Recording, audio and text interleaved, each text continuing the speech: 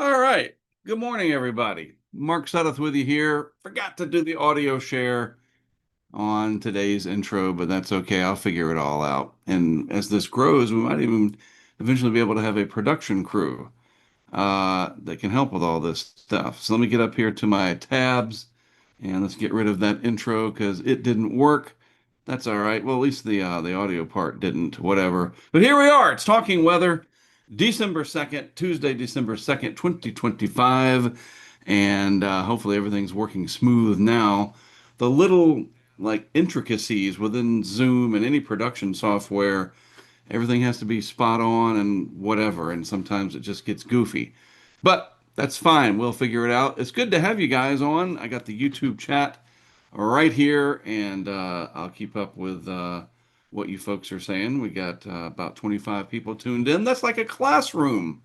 Thank you. That's very nice of you to join me for this episode, today's show of Talking Weather, where we just discuss the weather. Some things that I'm looking at on the hunt for big storms. We cover that at the end of each episode. We call that Rumors of Storms. I heard it through the algorithm. We want to try to get ahead of something that you might eventually see in your algorithmic based social media that has no context. We want to try to give stuff context here. And in between those two bookends, there, the beginning of the show, where we go over current weather and take a look at a few topics and headlines, and the end of the show, where we look ahead beyond the 7 to 10 day time frame for, again, those rumors of big storms that you'll eventually hear about over the zeros and ones based water cooler, as in social media. Do people even gather around the water cooler anymore? I don't know. Maybe that's not a thing. We gather around this though, our phones and our social media and whatever. And I think the weather's important. So here we are chatting about it. All right. So let me stop the. No, it's not going to stop it. I'm going to just leave it like it is. Sorry. Um, so yeah, I'm up in the corner here, and I got to always remember that I'm not full screen, and it just throws me off. I'm getting used to this format. Anyhow, let's get the telestrator going and take a look at the current conditions that are affecting the country right now. Winter storm, winter weather advisories, you name it, over in parts of the east. Storm warnings in the offshore waters, and even a few winter weather advisories and some freeze warnings and whatnot over parts of the west. But by and large, the biggest weather concerns today are east of the Mississippi, with a pretty potent little winter storm coming through. Little, I guess that's how you, all in the perspective, right? And our man, I can't find him. I hope he's okay. Maybe he took a nap. But our buddy CJ, who joined me for the debut show yesterday, these are some posts that he made earlier today while he was out and about in the Ross Township in Allegheny County in Pennsylvania. Let me turn the volume down here so it doesn't overwhelm everything. And here's a little report from CJ. In Pittsburgh, well, Ross Township, Pennsylvania, here at what do they call it now? The block at Northway. Sorry, I know it is Northway Mall. Here off of McKnight Road. You got to understand, CJ moved to Florida. That's why it's called Florida Man Weather, and he's up there visiting friends and family, and he's stuck, so to speak, because of the weather. But let's let him continue. Roads are covered but passable as long as you keep it slow and keep your speed in check. But roads still for the most part right now here at 6 in the morning, driving out from the city out East Street in McKnight Road are still pretty passable. Yep, here's a couple of driving shots from him. Take it full screen, or bigger screen anyway. Oh, look, it will do full screen. How about that? Yep, pretty good snows coming down there in Pennsylvania. I'll share a couple pictures for you from our Discord. This is from Jen Naramore, who we will be checking in with on Friday with our segment Checking In with Jen. Jen Naramore of Tornado Talk, of course. We'll try to guess where she is. She'll be talking about tornado history. This is a picture from Ohio, a few inches. You can see on the tops of the fence posts there. So winter, meteorological winter is upon us. This is from Karen up in Pennsylvania as well, not too far from where CJ is, relatively speaking. A nice, beautiful snowfall there. And yeah, winter is just about, well, I mean, meteorologically, it is here, right? Absolutely.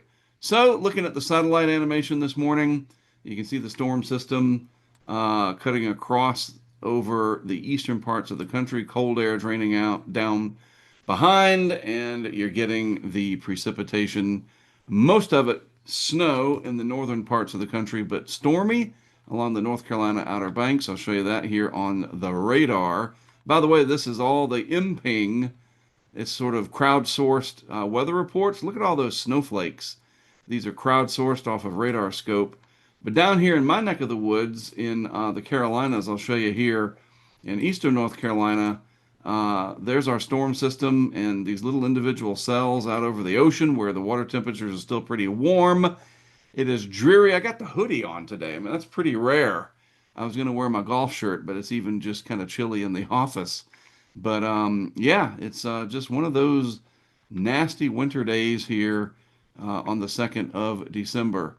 I do want to show you some of our cams too. I thought this was interesting.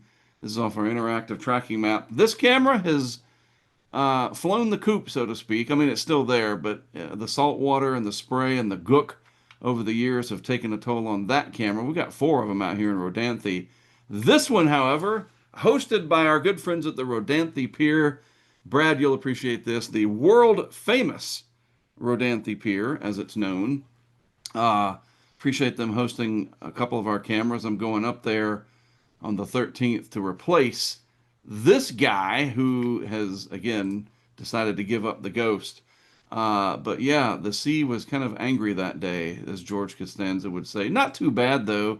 Clearly, and this is a great thing to see, lots of dunes still intact, and the roadways are wet with rainwater, not overwash from the Atlantic. So that's a good thing because they've had their share of problems out there. By the way, this view is south, and this is from one of the houses that a family lets us put the cameras on their house. This one is facing north, northeast, whatever, back toward the world famous Rodanthe Pier right there. And you've got these dune protectors in here, these sand fences, trying to collect as much sand as they can.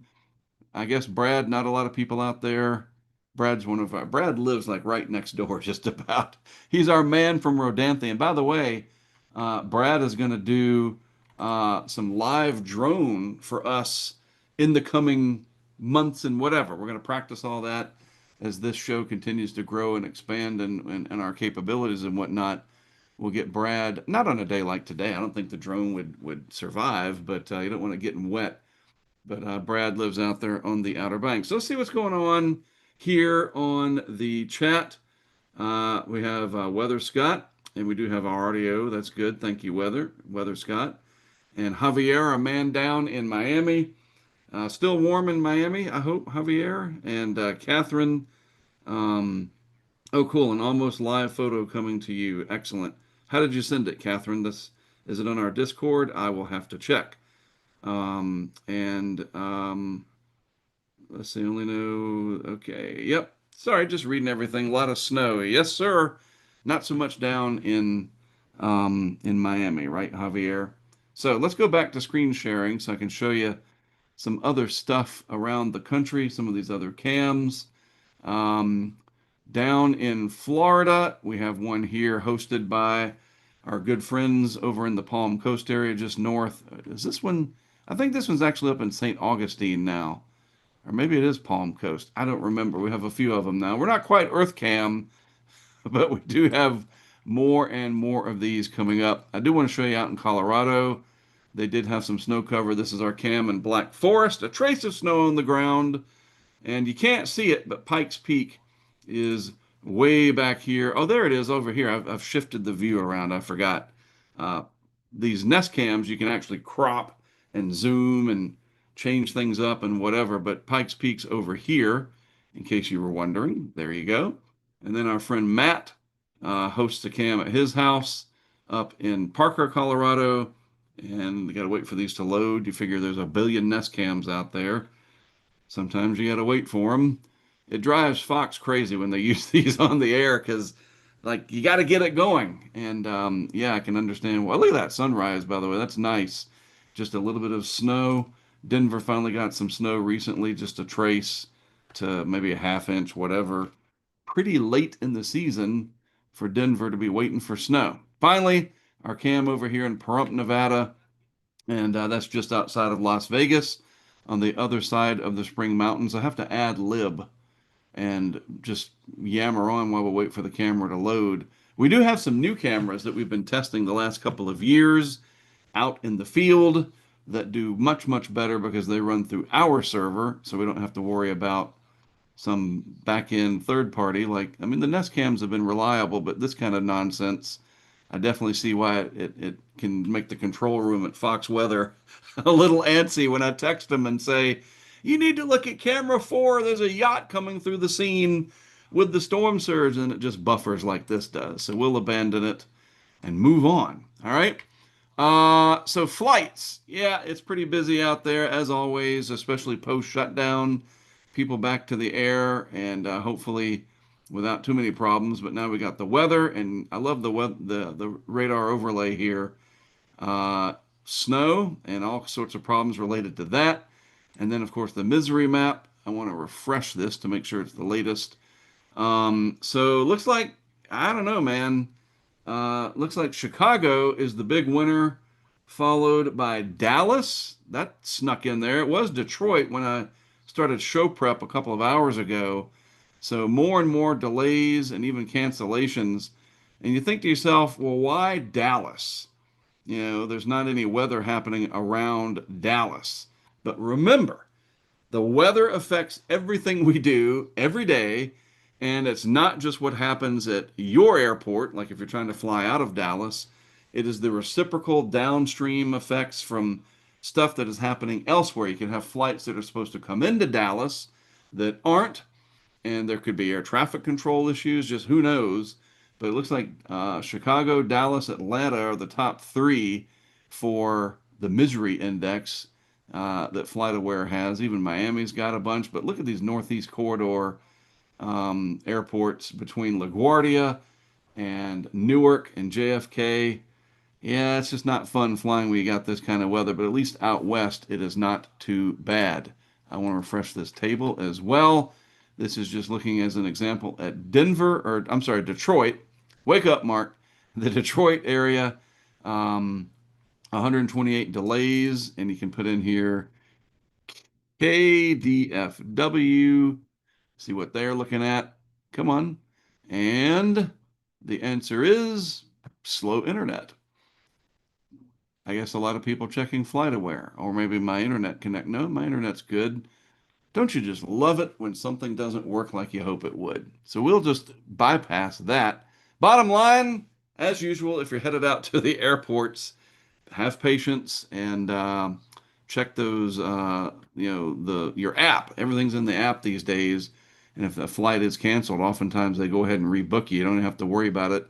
You don't have to go stand in line and deal with that. So messy day for flights, but it could be worse. So the current overall pattern here, I'm still waiting to see if CJ pops up. So I want to get him on live. Again, hopefully he is okay up there in Pennsylvania. But anyway, this is the GFS. This is the 6Z run. And let's use this red color here.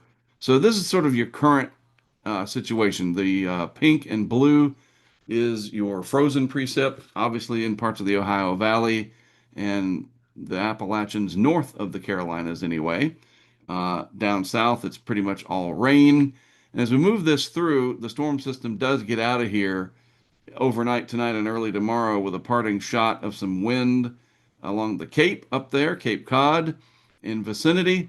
And then we're pretty much done with nasty weather for a spell. We'll go out for the next 7 days here. Another chunk of Arctic air coming south as another storm starts to reload along the northwestern Gulf Coast, but nothing like powerhouse. We don't have any really big, and we'll address this more beyond the 7 day time frame in our segment Rumors of Storms, but nothing really big coming up over the next week. Again, as we said yesterday, just these garden variety early meteorological winter type storms, right? So it could be worse, even though if you're traveling and you're stuck in this mess, it's bad enough. Severe weather, limited but not zero. This is today. A few areas of convective potential, mainly down in the Big Bend, of Florida, with marginal risk down there. Tornado threat, 2%. As we say, that's not zero. And the wind and hail, no hail, not enough updrafts for that, I guess. Day two, very, very low risk of thunderstorms along the northwest Gulf Coast region. Finally, day three, pretty much the same area. And that's going to be expected because the Gulf is still very warm. And you have these fronts that come down and enough instability that we can see thunderstorms. So let's take a little bit of a small break, so to speak. Let me check the YouTube chat and our Discord and see what is happening out there. So Catherine sent an email. Excellent. Let me load that up. I got to see what the weather's like over in the UK. There it is. And by the way, I will share my email at the end of the show. If you guys ever want to send me something, you can do it that way. So what I'm going to do is save this image. We will throw it on my Dropbox in the Talking Weather folder. And look at that, all the way from the UK to us. Let me jump in here real quick and find that. And I'll show you guys this beautiful weather over in the UK, courtesy of Catherine. Is it Burkett or Burkett? Like, you know what I mean? Is it all one Burkett or Burkett? You tell me. How do I pronounce that? Let's double click it. There it is. Go back to Zoom, share the old screen, and lo and behold, ladies and gentlemen, the weather in the UK almost live, only a few minutes later. And I'm serious. It'll be really neat as this grows and we get to know people, because you do have to be careful when you share a Zoom link. You can only imagine how much can go wrong if you get that wrong. But I would envision a time, this would be so cool, where Catherine gets on her device and can just show us the weather live. That would be so cool. There is a segment in the works as I plan this because we want to sort of soft open it, so to speak, with some people that we know, prove the concept works, and then gradually grow it out. I call it Show Me the Weather. Yeah, a lot of puns here from old movies. You remember Show Me the Money from Jerry Maguire? I think a neat segment would be Show Me the Weather. Now, while this is cool, Catherine was able to send me a picture of the nice day there in the UK. What is it, already getting dark over there? I just realized that. Good grief. Of course, they're higher up in latitude and the days are much, much shorter. What is sunset time in the UK, Catherine? And, I'll check the chat there and you can let me know. But anyway, what would be really cool is to have different people throughout the country and even the world. Maybe ahead of time, we know there's going to be a big snowstorm in London, whatever. And I can send a Zoom link and then they could actually join in and we can see their weather, your weather. Show me the weather. That's what I want to do. Hey, there's CJ. All right. He's alive. Yeah, so let me get the Zoom link for CJ. I was legit getting worried about him. Copy the link and the chat, go on the back end. And by the way, if you want to get on our Discord, we do have that linked in through our Patreon. And we'll talk about that at the end as well for CJ. Bam! There you go. So let's see if CJ can jump in. But yeah, I think it would be really, really neat to have people show us their weather, your weather. Show me the weather. So Catherine came close to that by sending it over email, only a few minutes removed from when it actually happened. So let's see what we're saying here on the YouTube. Yeah, internet gone wild. No kidding, Javier. That would be, you just never know. Sunset here is at 15:54. So that's pretty darn early. Burr rhymes with fur and ket. So, or Kit, Burkett. So Catherine Burkett. Did I say it right? Very nice. 15:54. That is early, early. All right, and let me get the, there we go. Sorry, just getting my monitoring. Hey, who's that guy? Right. I'm a little out of my element. Yes, yes, you are. Let me Yeah. get this YouTube feed caught up on my phone. All right. So how's it going up there? It's cold. As you can see, it's a winter wonderland. It's absolutely gorgeous though. Here, let me see if I can flip my camera around somehow. Don't know that I can. I'll just do this. Give everybody a nice view. Today, we're just outside of the Pittsburgh city limits on Reserve. I'm at my aunt's place, and it is gorgeous. I don't have a ruler, but I'd estimate, just looking at the ground, probably about 2.5 inches of snow fell this morning. It was rough going for a while though. You know, Definitely a lot of issues with traffic that it hit right at the beginning of the morning rush hour here in greater Pittsburgh. So a lot of issues on the highways here in southwestern Pennsylvania. Most of the interstates are still capped at 45. PennDOT does that, just to make sure everybody's safe. They reduce the speed limits on all the highways out here. Interesting. Well, I'm going to do a bit in just a little bit. I've got an infographic on how to measure the snow. Yep. That I'm going to show a little bit later on. So I was worried about you. I was like, I know he was driving. Yeah, no, we were from him. I was like, uh-oh. Yeah, my Maybe- aunt needed some help. Maybe Brandon Kopic had to come get you out. Yeah, no, not today, not today. Actually, I rented a truck here with Yeah. 4-wheel drive, and it came in use today. Saw a lot of cars spinning tires. I mean, as you can see, this isn't flat. This isn't Cleveland. It's not Buffalo. We've got serious terrain here in southwestern PA. So, that terrain, it only takes a couple inches of snow to cause a lot of problems here. Sure. And this And what's the isn't. temperature? It's 31, I believe, still. So we're right Gotcha. under the freezing mark, as you can Yeah. see, Mark. I literally just picked this up off the ground. Yeah, it's It's that heavy, wet. right. You can hear it. This isn't that dry powder. So for folks that aren't familiar with snow, there's a couple different types of snow, but when it's real, right around the freezing mark, and you got some warm air aloft, that's all it takes. Yeah, and your dew point's probably higher than you'll see like later in the season when you get that Yep. really dry, thick Arctic air coming down. Yep, This is absolutely. just enough. Very cool, man. Yeah, a lot of our early season snowstorms up here in the Great Lakes area, there are these heavy, wet. I mean, as you know from chasing the lake effect, that's heavy, wet snow, and that causes a whole different host of issues. Yeah, yeah. Well, very good. Well, what's your plan? You're going to be able to get home this week? Yeah, so I will be flying out of Pittsburgh on Thursday for some much warmer weather. I didn't want to risk today trying to get up and down the East Coast. I figured even with, the snow kind of clearing out here now, we just went through the backside of the system. This is going to be a problem for the whole East Coast, the whole way from Maine down to Florida. I mean, they're dealing with some rain and thunderstorms down there, and you're dealing with snow. I believe Philadelphia, it's still all rain, but that I-95 corridor up through New York City is going to be right. That rain snow line is going to be tricky up through there from Baltimore, Washington, all the way up through New York.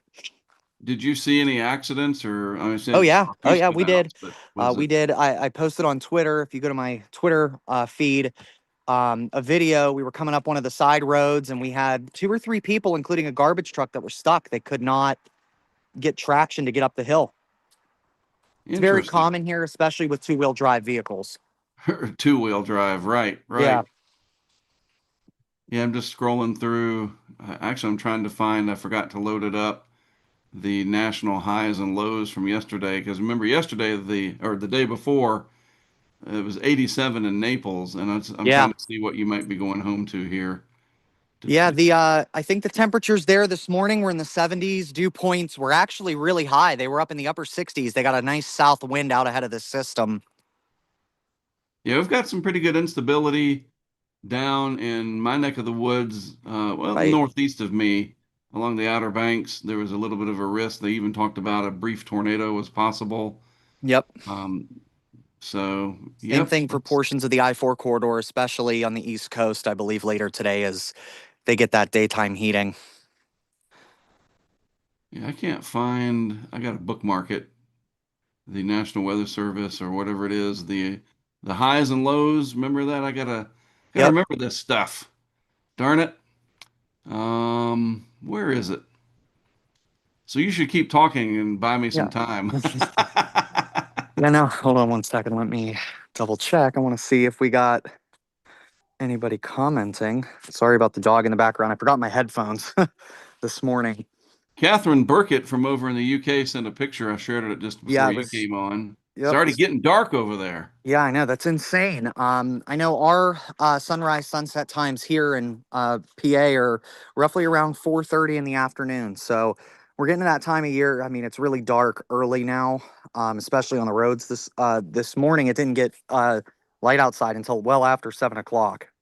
So we're definitely in that time of year where you're going to start seeing those extremes in the daylight, Right. especially from places, going from Northern Europe all the way down into Sub-Saharan Africa. Finally found it after much Awesome. scrolling. So Monday, remember this is always a day behind, 87 again at, Wow. what do you call it? Okapi, Isn't it, Florida? hold on, I gotta look. Ochopee, Okapi, I have no idea how to even pronounce that. 13 miles west-southwest of Florida City, Florida. Oh, wow. That's Miami-Dade. And minus 25 near Poplar, Montana again. Yep. So Southwest Florida and Montana are the big winners for our highs and lows. So 87 near Florida City and minus 25 Poplar, Montana. And I'm following I just got to figure out how to like get these tweets to show up for me. I don't have to hunt for them, but Right. whatever. That's a me problem, not a you problem. It's all good. But there you It's all go. good. So you'll be going home to some Yes. warm weather, it looks like. That's the Yeah, I believe highs will be in the 70s later this week for us when I get back home. But, it's nice when you get to deal with this as not having to live in it. It becomes a novelty. sure. Yep. Hey, we got Adam McDoom on the chat, and he's coming in from the Cayman Islands. Ooh. So how long are you going to be out in the elements there, CJ? I only have a little bit more to go. If you It's want all to hang good. on, or Now, you know, I think I'm going to get going. I'm going to head back yeah, inside, warm up, have some coffee, and kind of enjoy the rest of today. Get out and about a little bit now that the roads are cleared up good. and I saw enjoy that it. you shared some stuff with Fox Weather. That's Yep. awesome. Yeah, it's Terrific. been great. It's been great. But thanks, guys. Yeah, good to see you, man, and stay Absolutely. safe. And Absolutely. we'll check in with you later in the week. Absolutely. We'll talk soon. Bye. Bye. CJ, everybody. CJ. All right. So yeah, that's a good example. Actually, let's bring me full screen. CJ's part of our back end team, known him since 2019, and he's been out on a lot of missions with us, etc. But that's how easy that could be. We could have anybody in the world, but again, we got to get to know some people because you send the Zoom link to, whoever, and as Javier said, some very bad things could happen. We don't want that. But I think that would be really cool as we get to know people and we get their email and just whatever that we have the weather in all parts of the world live over Zoom. So show me the weather. That'll be something we develop as we move forward. All right, let's keep moving. There's the national highs and lows. I found it. I got to remember it's from the Weather Prediction Center. So I just got to check them each morning as I get show prep going. Mental note, because I like that. That's just fascinating to me, just keeping up with those little stats. 87 degrees in Florida City area, and then minus 25 up in Montana. I don't know, just something about that. All right, we covered convective stuff. Now I want to look at a few things related to the fact that we are getting into winter. A nice infographic here shared from the folks at National Weather Service, the general headquarters, right? From Alaska to Maine, they say winter weather watches, warnings, and advisories are in effect today. That was yesterday, December 1st, and of course, it's the same today. Due to ongoing or expected snow and ice, make sure you're taking time to ready yourself for winter driving. And this is important, right? This is not just, oh, there's talking about safety again. I mean, I have been in some of the worst weather in the world on purpose. And I should get some wood in here because I know what you're going to say as soon as I say this. Knock on wood, I have never had an accident. I have never been stuck. Well, I got stuck once, but that was out in Colorado this past summer. I was going down a muddy road, but I wasn't in danger. I mean, that's the difference here. You know, getting off a road and down in some mud and you call the AAA guy or whatever, that's one thing. But where you run into danger, where you're stuck unprepared, you know, you have an accident, anything like that, where property damage is a risk or lives are in danger. I haven't had that. I mean, maybe going into Cat 4 eye wall of Hurricane Charlie, yeah, that notwithstanding. Point is, though, this is really serious stuff, and trying to just help people think about it. And again, the big point of talking weather is to just make weather top of mind for people because we are so busy, we're so consumed, and especially now, I talk about it a lot. The algorithm drives a lot in our lives, and I'm just trying to separate that and just get people to slow down a little bit and just pay attention. So that being said, got some great talented people out there that put together these infographics, graphics or graphs, and they can be very helpful. You know, readying your vehicle, get an emergency supply kit, just something to keep warm, maybe some protein in there, some water. It's not like hurricane season. We got to get ready for 3 to 5 or 7 days. You know, you just don't want to get stuck out there. Make sure you check those road conditions. Did you know 511 on your phone and you can get your local area information or you can visit your state's DOT? But you got to put in the effort. That's the other part about it. The algorithm serves stuff up to you, but there's some parts in life, whatever it is, where you have to take the responsibility to find information that can help you. I often also say that the weather is where I want you to be selfish. How will this affect me? And then from there, you can actually help other people. And then, of course, get the weather forecast. That's easy to do. It's right at your fingertips. Driving on the road, I've been in a lot of winter storm stuff as well. And, you know, you see these plow drivers. Don't crowd the plow. Give them all the space. I know it's frustrating. You're trying to get down that big road, and there's a line of them, and they got their lights on, and they're clearing the road. They're trying to help you. Just slow down, right? Just be patient. Let them do what they got to do, and then everybody can get to and fro, right? I like that. Prevent a bad situation from getting worse. You know, if you are involved in an accident, and we showed yesterday the video of those pileups, pull your vehicle off the road as best you can. Sometimes that snow can get deep, though. I get it. Use your hazard lights only on the side of the road. Stay off that road. Don't mingle around, chatting out in the open, whatever. And keep that seatbelt on, you know, even if you're buckled or off the road, because if you do get hit from behind, you don't want to be thrown around. So it's just good reminders that winter, meteorological winter, is upon us, and we want to keep you safe. Because if you're not safe and you're not alive anymore, you can't watch the show, and that makes me sad. It really does. All right, I'll be selfish there for a minute. It's all about me, right? Me helping you. Jen Naramore pointed this out to me. Thank you, Jen. This is a good showpiece. We have a little production meeting that we do on our back end with our patrons each day. So, by the way, if you do become one of our patrons on Patreon, that's one of the things we start to do now. We get together, we talk about what we're going to do on the show, some ideas come forth. And today, Jen Naramore, Tornado Talk fame, and other things, Weather Brains is as well. She suggested and wanted to know if I saw this. You know, November 30th was the end of the hurricane season, and the while not as busy as it could have been overall, we did have those 3 Cat 5s and so forth.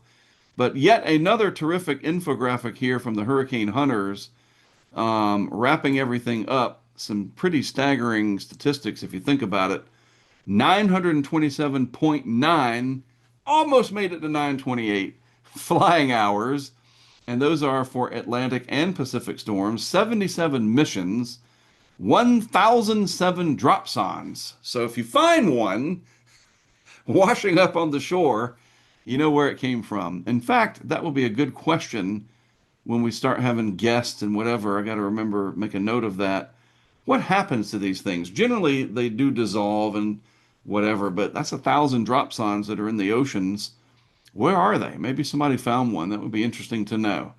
9 Atlantic storms flown. That was Barry, Chantal, Aaron, Fernand, Gabrielle, Umberto, Imelda, Jerry, and of course, infamous Melissa.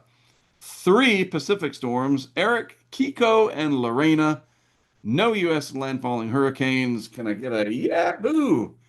And it let me be home more, which was good. Got to spend more time with the family, and they did too. They weren't out as much as like 23 and 24. 4 major hurricanes, 20 named storms total in both basins that they flew. And this is just the 53rd Weather Reconnaissance Unit out of the Keesler in Biloxi, Mississippi area. So hats off. If I had a hat nearby, I'd take it off. Tip my hat to them for doing that. We appreciate it, and it really does make a difference. All right. I am a big weather geek. You guys know that by now. Duh. Anything in the sky. Warm, sunny days, yes, they're great, especially during the summer. Sure. But when it gets stormy, and especially when it gets to be impactful, there's just something about it that really fires me up. And kind of the same thing when something interesting is happening above the clouds, all the way up into outer space. Comets, maybe a meteor shower, solar eclipse. You remember the Great American eclipses of 17 and 24. I was present at both of those. Life-changing events, made me cry like a baby. Very, very glad to admit that because it's amazing. So all that being said, part of Talking Weather, we'll discuss space weather and space-related stuff. And the night skies, as the NASA tweet here says, have some special gifts for you. See what they did there for this December? Somebody's funny up there. The peak of the Geminid meteor shower. Coming up, the closest approach. Now, this is an interesting one right here. All right, 3I Atlas. You guys have heard about that, I'm sure. I listened to an episode recently in some of my travels of Joe Rogan where he had Avi Loeb on there. I think it was like 3 hours. Talk about long form podcasts. Wow. And he was talking about this 3I Atlas interstellar object. You probably have heard about all this coming into the solar system from beyond. That's what makes it interstellar. It's not from our solar system. And there was some speculation because of its speed and the way it was kind of in our orbital plane and some other things that maybe, just maybe, although very low probability, it would perhaps be of alien technology or something. And, you know, it's reasonable to at least, and this was Avi's point, not completely dismiss that. You know, my dad always had this expression similar to what Avi Loeb was talking about. If there was a tiger looming out in your backyard that could get you, you would want to know about it. And he talks about that in relation to the weather, that people sometimes talk about fear mongering and hyping stuff. And, you know, there's a difference and a line between that and being informed and knowledgeable and by default prepared. And so it's just interesting as this 3I Atlas thing has evolved, the story, all the different theories about what it could be and so forth. But anyway, back to the point at hand, that particular interstellar traveler, whatever it may be, will get about 170 million miles from Earth. Not close at all if you think about it. I mean, come on. But that's the closest point at 170 million miles, 3I Atlas. And if you're interested in that, you can Google it and see what that's all about and whatever. And then we have a Jupiter-Moon conjunction where they're going to be really close to each other in the sky and not where they pass in front of each other. That's called an occultation, just in case you were wondering. And there's a nice little video about it. Makes its closest approach to Earth. The Geminid meteor shower sparkles across. Which, you know, you can look this up yourself. Not going to play the whole thing, but it's just cool stuff in the night sky. And you can Google the different times that these are supposed to happen. The Geminids, I think coming up around the 12th or something like that. I can't remember, but that's okay. But anyway, I just wanted to point that out. And we got one more full moon of 2025. The 12th and final full moon will occur December 4th at 4:14 Mountain Standard Time. So this is out of Flagstaff. And I like the fact that these different WFOs, weather forecast offices, put these little tidbits out there, stuff that's interesting to geeks like me. It's known as the cold moon due to the cold weather of winter setting in. And it is a supermoon because it is at its closest point to Earth in its orbit. So let's do a real quick trivia without looking it up in the YouTube chat. What is that called? What is the scientific word for when the moon is at its closest point to the Earth in its orbit? And please just think about it. If you know it, say it in the YouTube chat and I'll answer it in just a moment. We'll give you a second because I know there's buffering here. We will see. Do you know what it is called when it is the closest point? Give it a moment, see what happens. Dun-da-da. Anyone? We need that guy, right, from Ferris Bueller. Anyone? Anyone? Ben Stein, that was the actor. Win Ben Stein's Money. Remember that show? Anyway, the buffering and whatever through YouTube and the Zoom, it's called perigee. Yes, when the moon and the earth are at their closest points to each other, it's called perigee, and you typically get higher tides. Bingo, Weather Scott, he got it. Yeah, it's called perigee. And when you have the high tides around that, that's called the perigean high tide or spring tide. And it's a supermoon because it'll be slightly larger because it is closer. And it's some percentage, 7, 10, 12%, whatever the heck it is. Anyway, that's coming up December 4th. And when you're at your next cocktail party, you can tell people what perigee is. Oh, have you heard about perigee? No, I have not. Tell me all about it. Oh, it's when the moon is closest to the Earth in its orbit. You can make a lot of friends that way. I promise. Hey, you know what? You can also make a lot of friends on social media if you measure the snow properly. This was a good one out of National Weather Service Mount Holly. And it's important. It really is. And people, for whatever reason, people like measuring things, and we have to gauge things in our lives. We have codes and scales and all sorts of stuff. Yellow to red, 1 through 5, 1 through 10, whatever.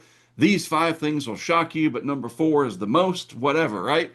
So measuring snow, when people do this properly, especially, National Weather Service offices love it because you get a good crowdsourcing of how to measure snow. And B, again, for some reason, people like seeing this stuff on social media. So here's how to do it the right way. Accurate and timely snowfall measurements are extremely important to your National Weather Service office, your community, local media, and I would put in there social media, and many others. There, they covered that.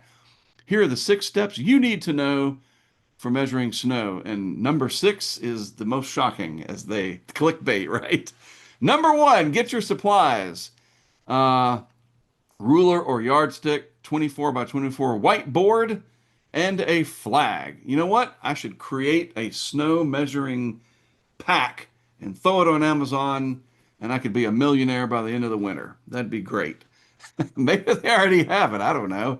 But yeah, you need the proper tools. Then number 2, you find an open area away from tall objects, but sheltered from the wind. Number 3, you set it all up. And your wife or your husband or your kids will look out the window and go, "What the hell are you doing out there? Why is he putting a flag in it? Oh, he's lost his mind." Anyway, set it up before the snow begins. That's the key. That's why number 3 over there has no snow on the ground. Put your board out and mark it with the flag. So that's what the flag is for. Number 4, record your total to the nearest 1/10 of an inch. Wipe the board off after measuring. Measure once daily at the same time after measuring place. I'm sorry, reading it. Got to get the inflection right. After measuring, place the board on top of the snow so that you can keep a running tally of how the snow is accumulating. Measure as soon as the snow stops to avoid lower totals due to melting, settling, and drifting, as well as sublimation. Sometimes the snow just sublimates into the air. And then send us your report. And there it is, social media. I'm telling you, people love this stuff. You tag your local weather service office, different people, me, like Fox Weather, whoever, Span, if you got snow in Alabama, Alabama's Weather Network, they'd love that stuff. And there's just something about it. I see that very often, and people measure the snow, but that's the proper way to do it. I think on today's video, when it's done, when I'm done with the live show here in a few minutes, I'm going to make a permanent link to that in today's episode because that's very helpful stuff. And I got to get on making that Amazon kit so I can be a millionaire by the end of the winter. That'd be great. All right, let's see what's going on the chat real quick. The opposite of apogee. There you go, Karen. Bingo. Um, so yeah, we're talking about. I see the Alaska disaster, just slightly off topic, but again, it's weather related. We had that typhoon, and the remnants of it moved up into Alaska. I'm assuming that's what Forever Nervous Zan is, or Forever Nervous Zan, whatever. These screen names will get you sometimes. I think that's what they are talking about. Is that terrible? Yeah, how long? Right. Devastated the small indigenous villages in Alaska. So that brings me to a really good point here. That would be a really good topic for maybe tomorrow, my whatever Wednesday, to address that. Oh, yeah. And if I'm lucky, because I'm doing this at 10, I don't know what time it is in Alaska, probably 6 in the morning, where Tim would be, thinking about our friend Tim Bruno. He might be able to come on and talk about it. I'll send him a message and see if he's going to be up at 5 or 6 in the morning. We'll see. Maybe I can record something and have him play it back, whatever. But yes, it would be good to talk about that as a topic as well. All right. So thanks for mentioning that. Horrible time of year. Yeah, no kidding. So I appreciate you bringing that up. We'll just call you Forever for now. So yeah, that's a good point. Um, I lost my train of thought. I was just going through the YouTube chat, but whatever. Let's continue on, shall we? Just a few more topics. Well, we're a little over halfway through. Oh yeah, I know what I was saying. I was going to bookmark this or put it in the description of the show video. That's what I was trying to remember. All right, what's next? Oh yeah, Tech Tuesday. Of course. I've been very excited about this part. I just haven't shown it yet. Um, so one of the segments that we have here that'll be recurring is Tech Tuesday. And sometimes it'll be tech that we use, like some of these GoPros and things that are on the shelf back here behind me. These are all ones that are in that are mothballed. They're archived because they don't work anymore or they're obsolete or whatever. So yeah, we'll talk about some of our tech, but then we will also talk about tech in the weather industry, from how radar works to this new AI stuff and whatever. Radar scope, you name it. So Tech Tuesday, pretty self-explanatory. What will the debut segment of Tech Tuesday be about? I'm glad you asked. It'll be about this newspaper article from a long time ago. And that famous picture of me, it is famous because it's in the front of all of my documentaries, at least the modern ones. The Mark Sudduth productions, if you ever go watch The Hurricane Highway, that's what you see. The tech in that picture is interesting. So that's what we're going to talk about, or I'll tell you about. So let me share my screen. I took the liberty of scanning that picture so that I can explain the story behind the very first photo ever taken of yours truly doing what I do now. Notice though, back then, this is back during Hurricane Bertha, way back on July 12th, 1996, amateur storm chaser. And that's exactly what I told them. So let me tell you the story about the picture, and then I'm going to explain this massive wires and why I'm holding an anemometer on a PVC pipe above my head. All right. So we had Hurricane Bertha coming. I was in the first year of my career, and I was mainly making maps, these big hurricane tracking maps, working with some media and a few corporate sponsors here in Wilmington. I mean, I was literally in my first 12 months of this 30-year career, almost 30 years, right? And we had no hurricanes in the Cape Fear area for about 12 years. And all of a sudden, here comes Bertha. Coming up the coast, shear relaxed. Bertha starts to fire up again, and it's going to make landfall in the Cape Fear, Cape Lookout area, somewhere between Wilmington and Morehead City, whatever. And we had, of course, Jim Cantori over at Wrightsville Beach area at the Waterway Lodge. Maybe Mike Seidel was out here, but it was all hands on deck, major news coverage in Southeast North Carolina for this hurricane. I wanted to go out to the beach and get some wind readings because I had on the side of my rental house over in Leland, North Carolina, across the river from Wilmington, this Davis, and here's the tech part, Weather Monitor 2 weather station. And it was on the side of the house. The pipe that you see there in the picture, I'll bring it back up. I would take it and basically use these U-bolt things. Let's get a better, there we go, and attach it to the side of the house. So just imagine this is like the side of the roof, and you got the little eave or whatever, and the anemometer pipe would stick off, and I could get some wind readings 10 feet or so off the ground. Not very scientific, but I didn't care. I was a weather geek and I just wanted the data. So this was on my house originally. And then this long cable mess here was the wire that fed into the Weather Monitor 2 computer. So what I did as Bertha was coming and we knew it was going to make a close approach to Wrightsville Beach, I went out to the beach with a couple of college friends of mine. My wife was working. She was also in her first year of work as a nurse. She was up at Pender Memorial Hospital. And so I took the weather station down. We drove out to Wrightsville Beach. Of course, it was closed. They had the drawbridge there closed off, barricaded. So I parked down in the parking lot of the Bridge Tender restaurant. And if you're from around here, you know exactly where I'm talking about. And I put the Weather Monitor 2 computer, I'll show you a picture of it in a minute off something I found on eBay, in a little Ziploc bag to keep it from getting wet. And I'm wearing, I think I weigh like 140 pounds in that picture. That's what 30 years of life will do to you, right?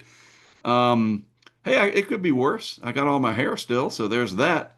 And I know Matt somewhere going, hey, watch it, buddy. But I'm wearing blue jeans, which is very strange. I have no idea I was wearing blue jeans, but I was. And apparently some kind of a dark golf shirt. But the weather monitor is in a plastic bag. And I just wanted to get some wind readings as close to an open area as I could, and I just, for my own use, like how fast is this wind blowing? I just thought it would be neat. Little did I know that there would be a tremendous amount of media attention from all the media that was there. And they all rushed over with their cameras and, hey, what are you doing? What is that? The whole gamut, right? And one person in particular, Jessica Mann, took the photo for the Winston-Salem Journal, asked me a few questions, and the rest is history. The very first photo of me in the wild doing what I do now professionally. So I went from amateur storm chaser to professional, whatever the heck, weather influencer. I'm jack of all trades now. I mean, what do you even call yourself? All this stuff that we do now, right? It's amazing. But that's the very first picture, and this is what it was. This is the tech. All right? So here's some good throwback stuff, whatever. That's the Weather Monitor 2. Let's see if it'll zoom in. It doesn't seem to let me. It just does a little pop out. Anyway, it's from Davis Instruments. It was called the Weather Monitor 2. I found this on a quick Google search this morning. It's just sitting on eBay or something. And it had the 3-cup anemometer with a little weather vane and this little weather computer that did wind, temperature, pressure, dew point, I think.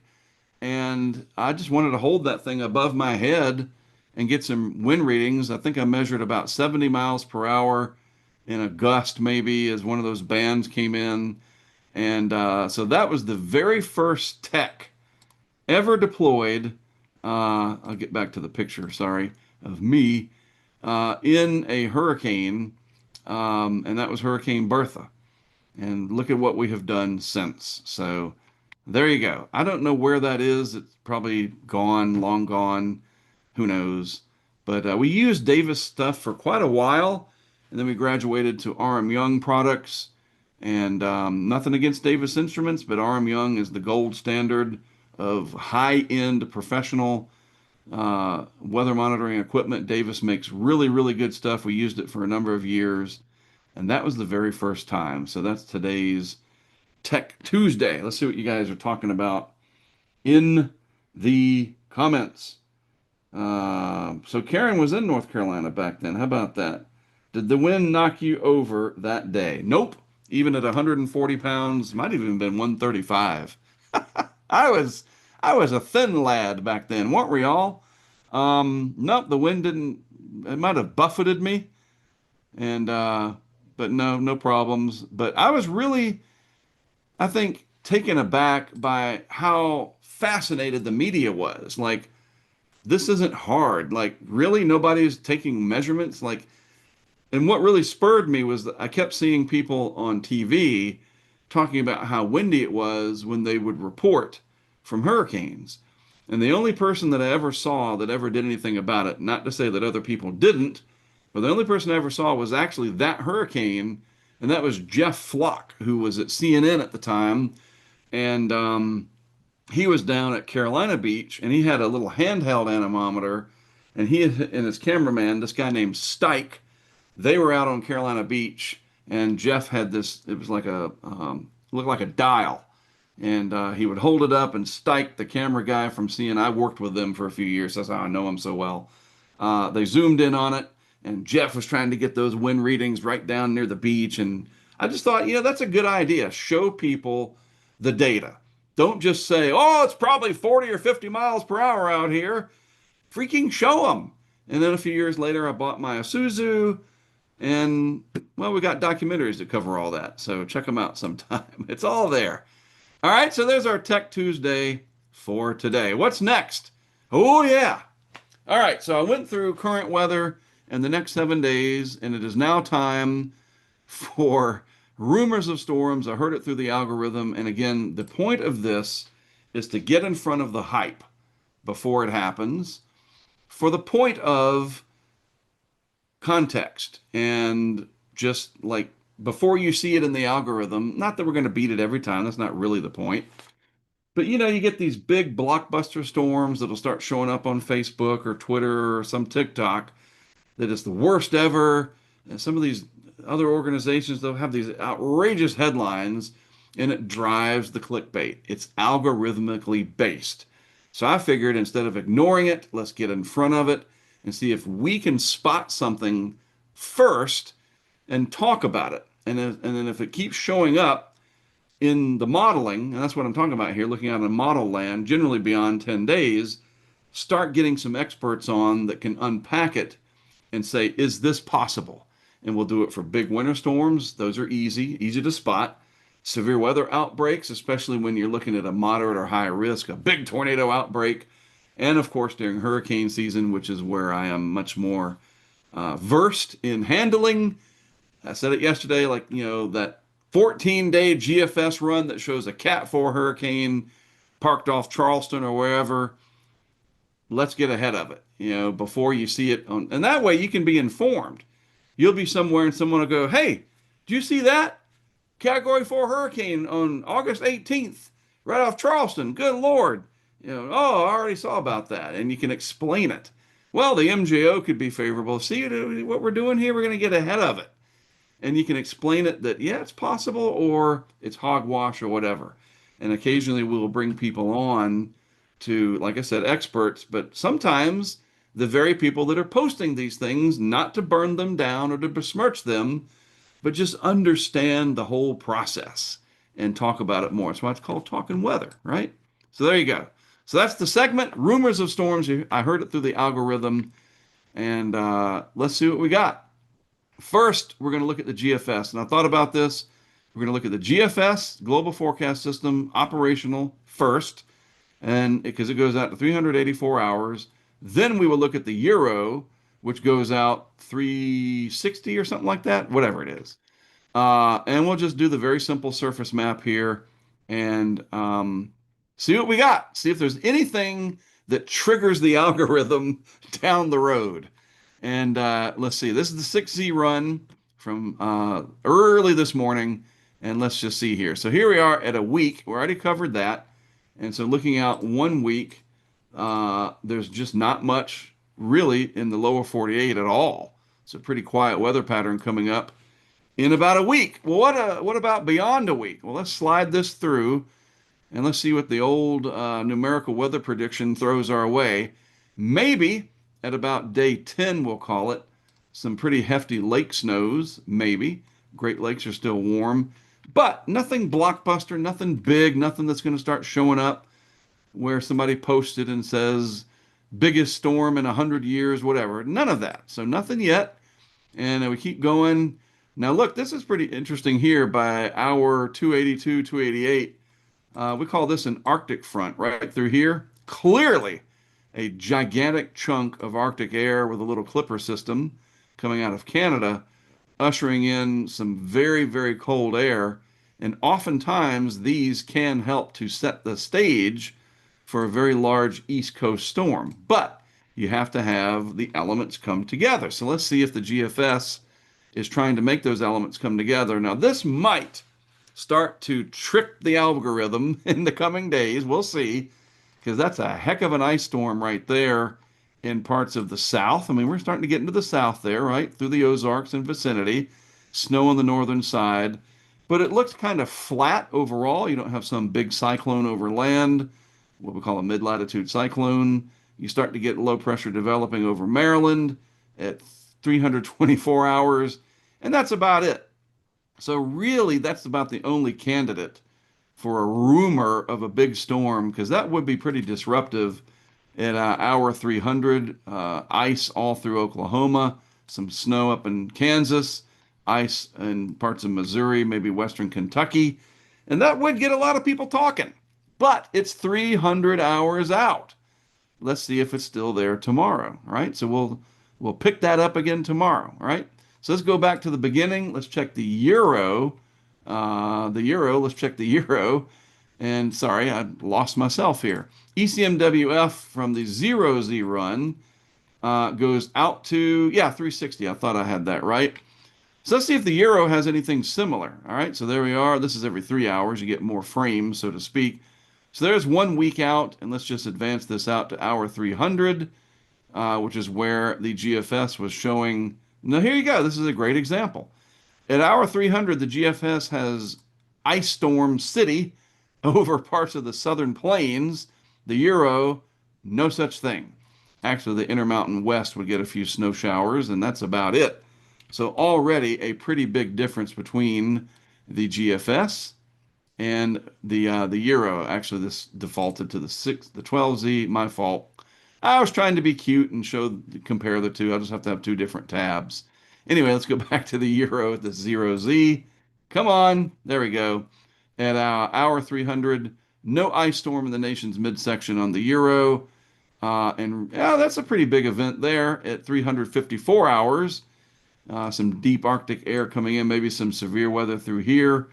So honestly, if I had to put a number on it, 1 to 10 of, scale of like something big that would trip the algorithm and you see it all over your feed, I'd give it like a 4 right now that we see something in the coming days.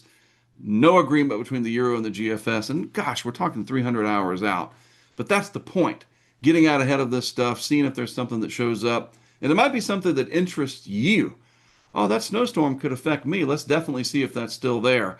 And again, the educational side of this is when we do identify something particularly impactful that more people start talking about, you get it to within 12 days, 10 days, whatever, then let's start bringing in Eric Webb or somebody from a WFO, somebody from CPC, Climate Prediction Center, or the Storm Prediction Center, whatever the case may be, and just unwrap it all and try to put some context to it. I think that'll be very helpful as we go forward. And it might help to sort of squash some of this nonsense where you do see one deterministic run in that little headline, not a forecast. Anyway, that's the whole idea of rumors of storms. I heard it through the algorithm. As we just about wrap things up for today, reminder, you can email me just like Catherine Burkett did from the UK to send me a picture, hermark@gmail.com. We do have Mailbag Monday. So if you want to send me an email and complain or compliment or whatever, suggest, that's fine.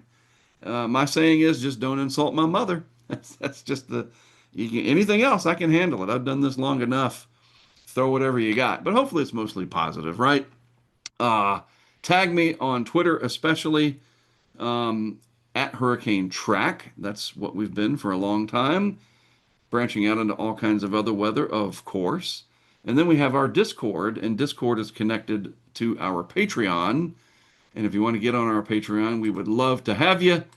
And patreon.com/hurricane track, as I get it to load up here. Maybe. Cloudflare, you going to work with me here? I think that's who hosts Patreon, but whatever. Yep, there we are on Patreon, and a good amount of people that support our work. We'd love to have you as well, and we can connect you to our Discord. And I do read my Twitter stuff on here. And of course, we are on YouTube. And don't forget, subscribe to the channel if you haven't already. And for the love of Pete, whoever he is and whatever he has to do with all this, hit the notification button for being notified. I've done that with a few channels that I want to be notified about. That's as important as subscribing. And yeah, did I leave something out? I thought I had a on tomorrow's show graphic. Yes, I do. I was almost ready to exit. So tomorrow, I'll figure this all out. Within a month, man, this will just flow like molasses or something. Slow and steady and yummy, right? Yeah, the show should be just that. Yummy for, your intellect, right? That's what I'm trying to do here. Anyways, tomorrow's show, more of the same, headlines, flight stuff, there'll be a format, but it's Whatever Wednesday. And I'll have to think of something related to the weather. And here's what I was thinking. I'll give you a little teaser for Whatever Wednesday for tomorrow. It has to be related to the weather, and it could be anything, sports, pop culture, movies, whatever.